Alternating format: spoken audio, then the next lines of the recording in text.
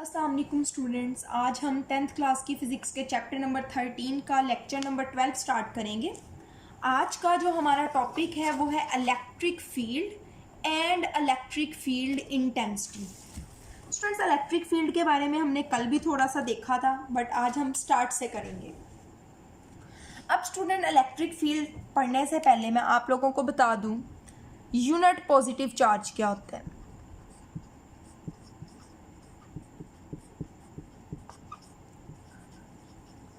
Student, unit positive charge जो है ना, उसको as a test charge use किया जाता है।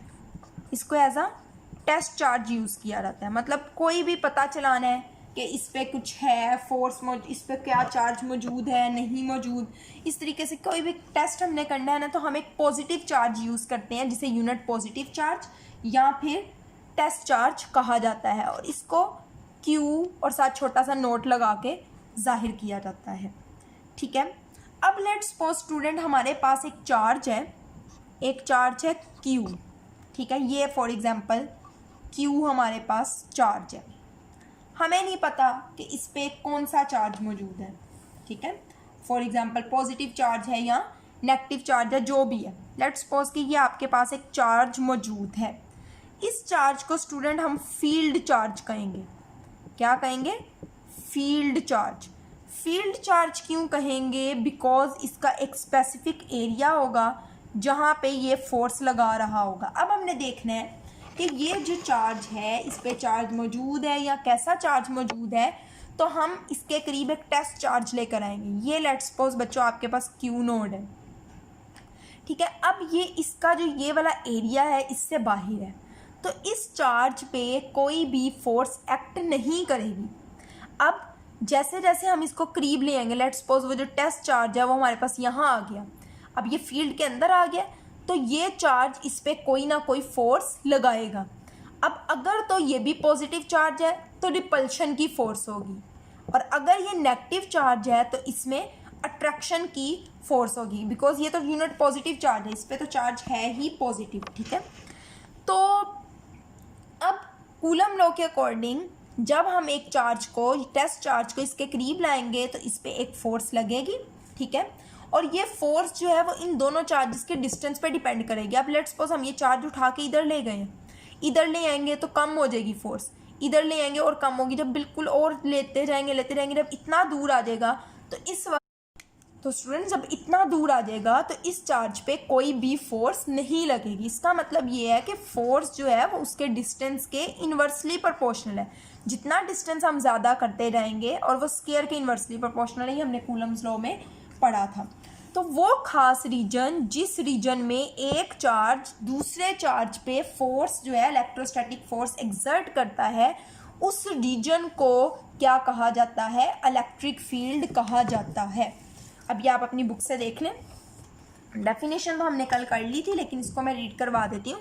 According to Coulomb's law, Coulomb के कानून के मुताबिक, if a unit positive charge, अगर एक unit positive charge Q naught call it a test charge, जिसे हम टेस्ट चार्ज कहते हैं, is brought near a charge q, उसको क्यू चार्ज के करीब लाया गया। जिस क्यू चार्ज को हम क्या कह रहे हैं? Call it a field charge, जिसे हम फील्ड चार्ज कहेंगे। प्लेस्ड इन अ स्पेस, जिसे स्पेस में रखा गया है। The charge Q note will experience a force.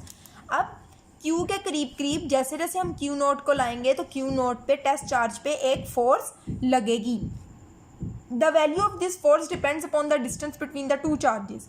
Force कितनी लग रही है वो दोनों चार्जेस के दरमियानी फासले पे डिपेंड करेगी। If the charge Q naught is moved from Q, this force would decrease till at a certain distance. वो कह रहे हैं कि जैसे जैसे हम क्यू नोट को क्यू से मूव्ड अवे कहते हैं दूर लेकर जाएंगे, जैसे जैसे दूर लेकर जाएंगे तो फोर्स जो है कम होती जाएगी, and practically would be zero, reduce to zero. और एक खास सर्टेन डिस्टेंस, एक ऐसा फासला आएगा जिसपे वहाँ पे फोर्स जाके बिल्कुल ही जीरो हो जाएगी।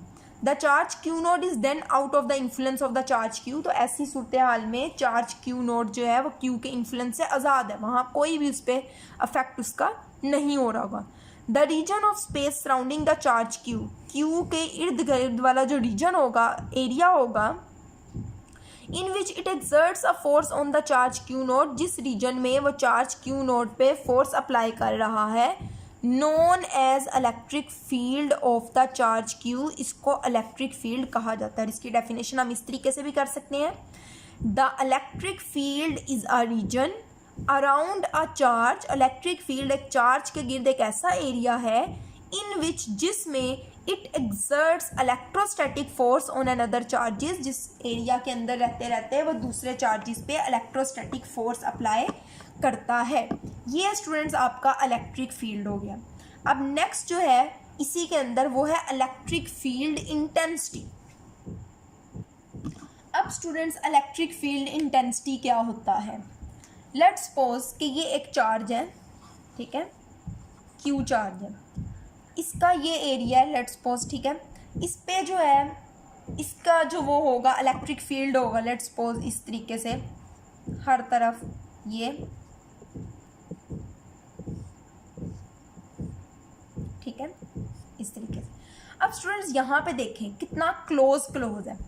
यहाँ पे जो इलेक्ट्रिक फील्ड की शिद्दत होगी, स्ट्रेंथ होगी, इलेक्ट्रिक फील्ड की जो स्ट्रेंथ है इस जगह पे ज़्यादा होगी।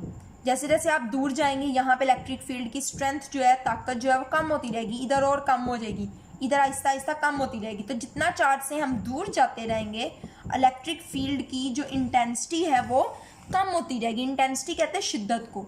तो किसी भी पॉइंट पे इलेक्ट्रिक फील्ड की जो स्ट्रेंथ होती है, लेट्स सपोज इस पॉइंट पे इलेक्ट्रिक फील्ड की कितनी स्ट्रेंथ है उसे इलेक्ट्रिक फील्ड इंटेंसिटी कहेंगे। मैं कहती हूँ यहाँ पे बताएं कितनी स्ट्रेंथ है, तो मैं कहूँगी बताएं इस पॉइंट पे इलेक्ट्रिक फील्ड इंटेंसिटी क्या है। स्टूडेंट्स इलेक्ट्रिक फील्ड इंटेंसिटी को ई से जाहिर किया जाता है और चार्ज पे जो फोर्स लग रही होती है वो कूलम फोर्स एफ होती है। और कौन सा चार्ज होता है? Unit positive charge. तो इस तरीके से ई इज इक्वल टू होता है F over q naught.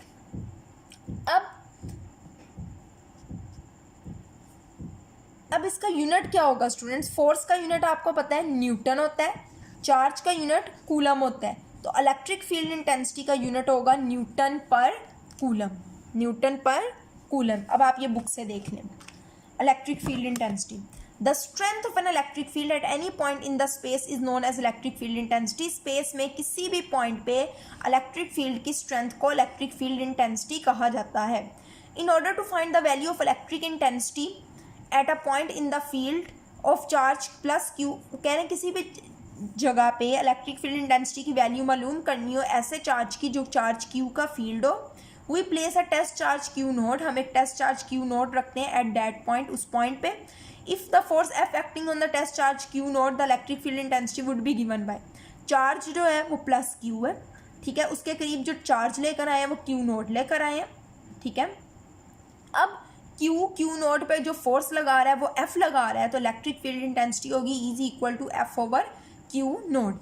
Electric field intensity की स्टूडेंट हम ये डेफिनेशन भी कर सकते हैं, electric field intensity at any point is defined as the force acting on a unit positive charge placed at that point.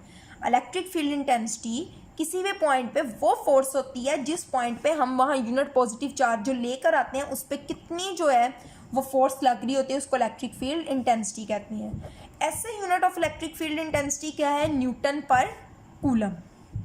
अब अगर आपको वो वाली फोर्स मालूम करनी हो इलेक्ट्रिक फील्ड इंटेंसिटी के अकॉर्डिंग, तो हम ये फार्मूला निकाल लेंगे। देखें, if the electric field due to the given arrangement of charges is known at some point, अगर हमें पता है कि इलेक्ट्रिक फील्ड इंटेंसिटी कितनी है, ई का हमें पता है, the force on any particle with charge Q place at that point can be calculated by using formula. तो क्यू चार्ज पे लगने वाली जो फोर्स होगी वो हम इस फार्मूले से कैलकुलेट कर सकती हैं। फिर स्टूडेंट आपने लिखना है electric intensity being a force, क्योंकि ये भी एक फोर्स है, so is a vector quantity. तो इलेक्ट्रिक फील्ड इंटेंसिटी एक वेक्टर क्वांटिटी है, आपने इसका फार्मूला भी याद कर लेना है, E is equal to F over q naught, आपने इसका यूनिट भी करना है। Its direction is the same as that of the force acting on the positive test charge. Electric field intensity की स्टूडेंट्स वही डायरेक्शन होती है जो पॉजिटिव चार्ज पे टेस्ट चार्ज पे लग रही होती है।